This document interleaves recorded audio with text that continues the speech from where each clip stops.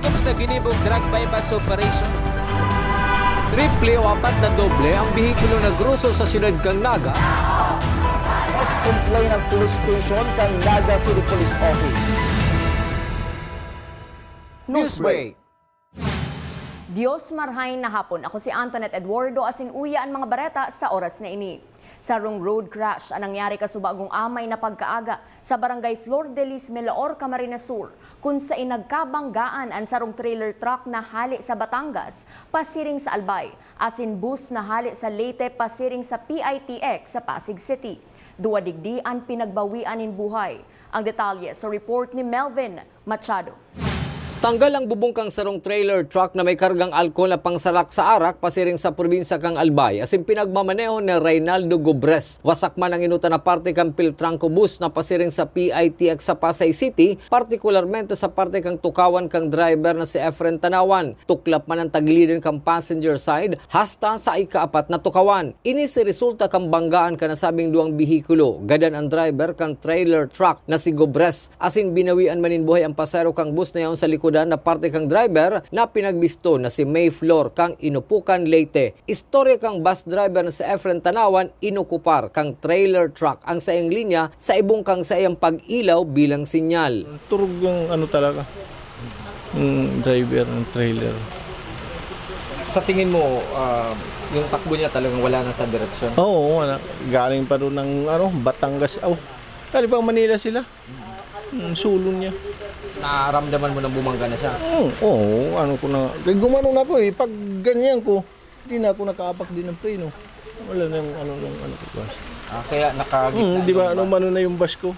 Gano'n. Tapos yung sa likuran mo yung babae? Yun ang ano. Pero kung nakaganon lang ako, hindi ako gumanon. Dali ako. Yung babae, kaya nakasandal man na tulog na kaganon. Yung sa likod ko, mababaw man ang driver. ang kusog kang impact ang nagpamata sa konduktor kan bus na si Michael Llanes na nagsapo ning kadikit na rungas. Sa likod po ko ng turugan, anadang ko na lang, kalabog na lang.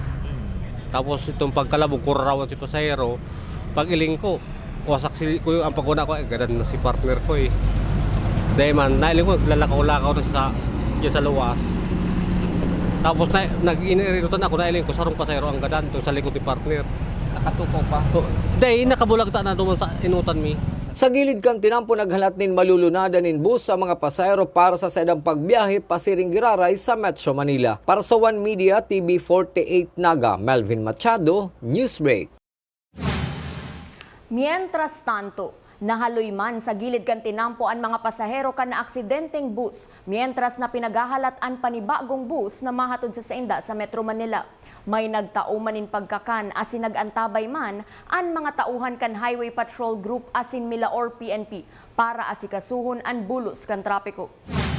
Sa iba pang bareta, 44,608 pesos ang kantidad kan 6.56 grams nin pinagtutubudang shabu na nabakal asin nakumpiskar sa sospek na si alias Butchuk, 37 anyos, construction worker, asin residente kang Zone 3 Barangay San Vicente, Melaor, Camarines Sur.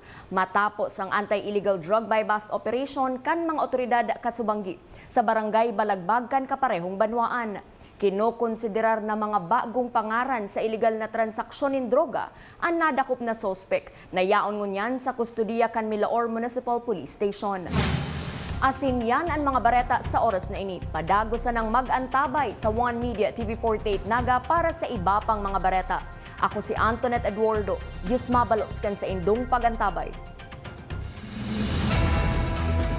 Dakop sa ginibog drug bypass operation.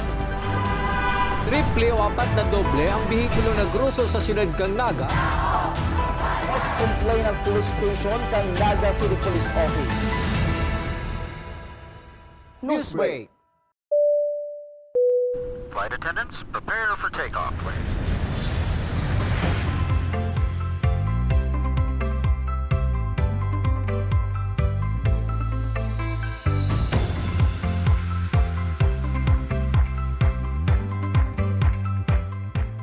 Slip life vest over your head. Take the tape around your waist.